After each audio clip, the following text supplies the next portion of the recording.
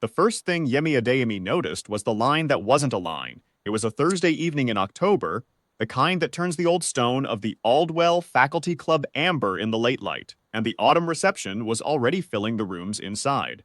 Yemi had been at the university 6 weeks, adjunct, still learning which hallways led where, and he'd been told by his department chair to come, to shake hands, to be seen. He arrived just behind a pair of senior faculty who walked through the front door without breaking their conversation, their membership cards palmed but never presented. The concierge at the desk, a trim man in a navy jacket with a name tag that read Patrick, nodded them through. Then he saw her. Dr. Nadine Carr stood at the desk with her card already out. She was a composed woman, somewhere in her mid-50s, in a dark coat with a brooch at the collar that caught the foyer light. Yemi had heard her name before he'd heard her voice. She'd published 4 books, chaired the literature department for 6 years, been awarded the Harwick Medal the previous spring. He knew her the way you know someone who is spoken of. She was not rushing. She was simply presenting her card. Patrick did not take it. "I'll need you to wait just a moment," he said, with the particular flatness of someone who has decided something before speaking. "That looks like it may be a guest card." "It's a faculty membership card," Dr. Carre said. Her voice was even. "I've held it for 11 years. The coloring on the guest cards is similar. I just want to be certain." He said it as though he were doing her a courtesy. "If you'd step to the side, I can check with someone in a few minutes."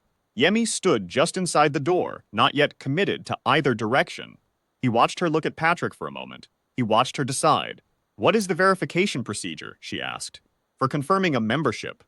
Patrick blinked. "I can run it through the system, but I'd ask that you step to the side while the arrival's clear." "I'll wait here," she said, and set her bag down beside her. She did not move. She stood in the center of the foyer, her coat still on, her card in her hand, and she waited. There was no scene in her posture. There was no negotiation in her face.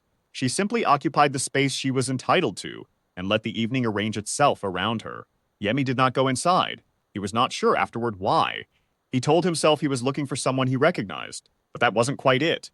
Professors Audra Weil and James Rutherford arrived together 4 minutes later, deep in a conversation about the spring curriculum. They came through the door, saw Dr. Carre standing at the desks, and stopped. "Nadine," Audra said, "is everything all right?" "Waiting for a card check," Dr. Carr said pleasantly. "Go on in." Audra looked at Patrick. Patrick looked at his computer. Audra set her own bag down beside Nadine's. James didn't say anything. He just stood. Helen Voss, the head librarian, arrived 3 minutes after that.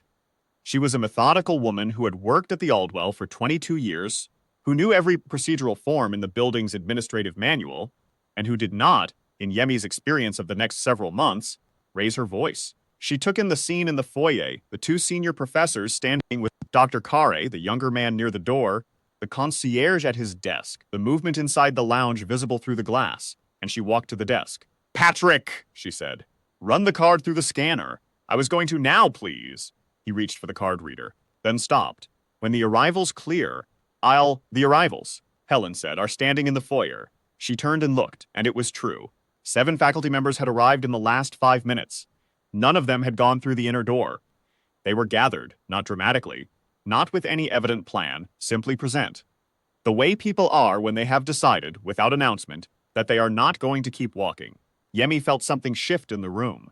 He would think about it for a long time afterward, how no one had organized it, how there'd been no signal, how it had happened the way a tide happens. Marcus Obi, president of the Faculty Senate, came through the outer door at 6:30. He was a tall man who moved quickly and had the particular attention of someone who listened more than he spoke. He saw the gathering in the foyer and slowed. He read it the way you read a situation you've seen before, even if you've never seen it precisely like this. He walked to the desk. He looked at Patrick. "Has her card been scanned?" he asked. It was one question asked at a normal volume, in a normal tone. Patrick's hand was already moving. The scanner read the card in under 2 seconds. The screen turned green.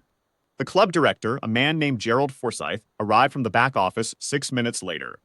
He had been called by his own front desk staff, one of the 2 junior members who worked the coat room, and who had been watching the foyer with the uncomfortable expression of someone who knows what they are seeing, and as not sure what they are allowed to say.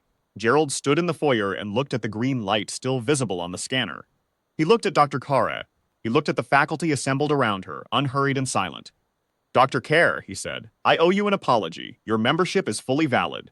You should have been admitted immediately." He said it plainly. without decoration, in the voice of a man who understood the only correct move was a clean one.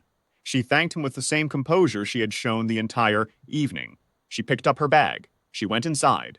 Patrick Holt was suspended from his duties that night, pending a formal review.